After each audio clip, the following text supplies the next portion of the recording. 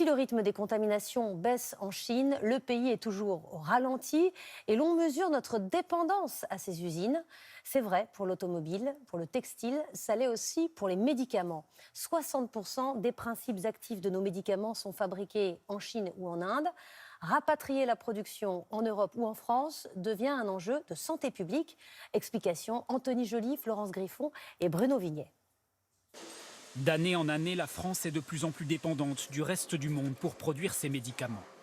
80% des principes actifs, les composants essentiels du produit, sont fabriqués hors de l'Union européenne, dont 60% en Chine et en Inde. La Chine où beaucoup d'usines sont à l'arrêt à cause du coronavirus. Pour l'instant, pas de risque de pénurie, les laboratoires ont du stock. Mais pour combien de temps? D'après cette députée, qui est aussi pharmacienne, il est nécessaire de relocaliser la production. Je pense qu'il est urgent d'agir pour pouvoir ne plus se retrouver dans cette situation qui, en termes sanitaires, est juste dramatique. La Chine compte plus d'1 millier d'usines contre moins d'une centaine en France. Parmi elles, ce site de Pithiviers dans le Loiret. Ici sont fabriqués des principes actifs, vendus ensuite au laboratoire. Aujourd'hui, le téléphone du patron n'arrête pas de sonner. Depuis la crise du coronavirus, une dizaine de laboratoires qui achetaient habituellement en Chine lui demandent de l'aide. Des laboratoires pharmaceutiques cherchent des nouvelles sources alternatives aux sources chinoises et redécouvrent, si j'ose dire, les vertus de l'industrie européenne. Relocaliser une partie de la production, c'est donc possible.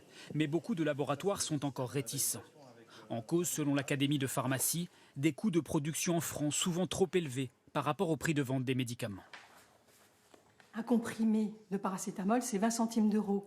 Or, comme les normes ont excessivement augmenté en 20 ans, vous comprenez bien que ça s'est délocalisé nécessairement en Chine. Donc il faut d'abord, effectivement, résoudre ce problème économique, accepter de payer un peu plus cher les produits anciens.